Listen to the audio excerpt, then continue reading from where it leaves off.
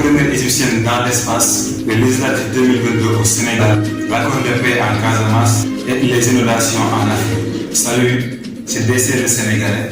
Nous espérons que vous allez bien. Bienvenue dans l'Afrique Débriefing qui soulève et commande les actualités indispensables du continent africain du lundi au dimanche. On commence à la une par ces deux actualités majeures au Sénégal qui sont les législatives 2022 et l'accord de paix pour la Casamance. D'abord, les législatives 2022, le camp présidentiel aurait perdu la majorité absolue à l'Assemblée nationale au Sénégal. Selon les premiers résultats officiels provisoires des élections législatives sortis ce jeudi 4 août, il resterait en tête avec une très courte avance. L'opposition sénégalaise d'Ousmane Sonko accusait la veille le camp du pouvoir d'irrégularité et de fraude. Les premiers résultats officiels provisoires de la Commission nationale de recensement des votes sont tombés dans la soirée du jeudi 4 août. La coalition du président Macky Sall passerait de 125 députés en 2017 à 82 sur les 165 que compte l'Assemblée.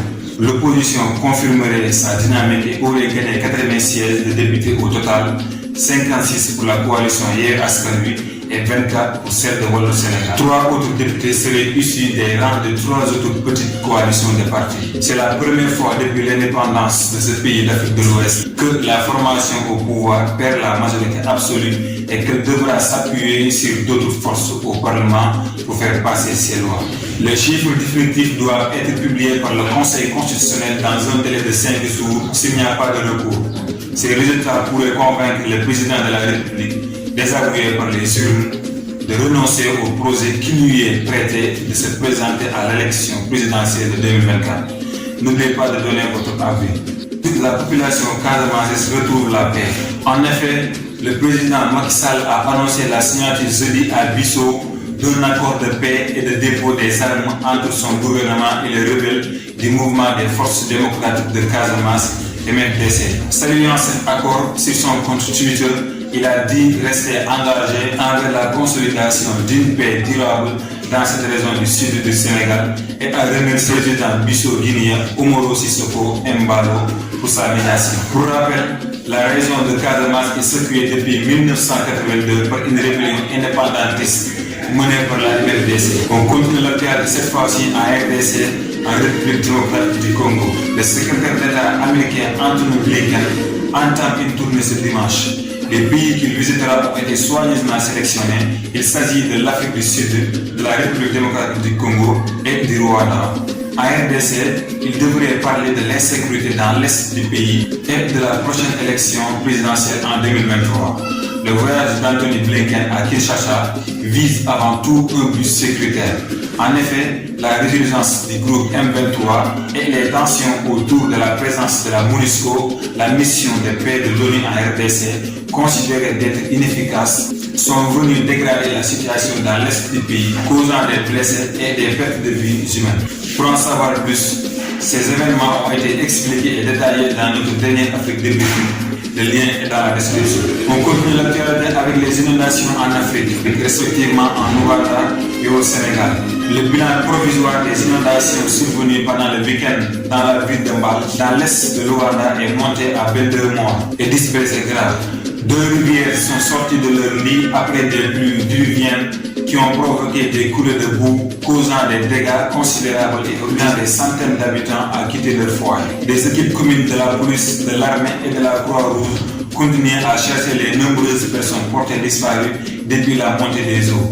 À Dakar, les fortes pluies enregistrées vendredi ont causé la mort d'un individu et provoqué des désagréments énormes pour les populations de Dakar, a déclaré le ministre de l'Intérieur Antoine Félix Diome.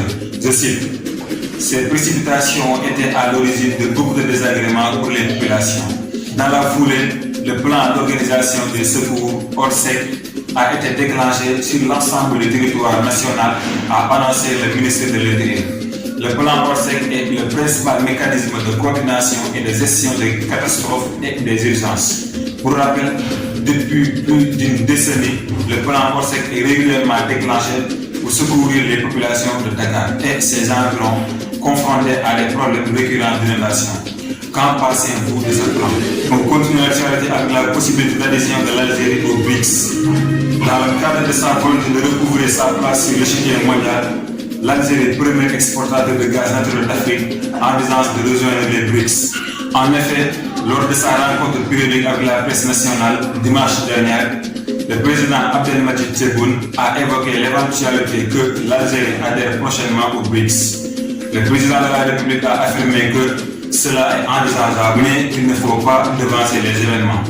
Pour rappel, fin juin dernier, le président Tebboune a participé par visioconférence au sommet des BRICS.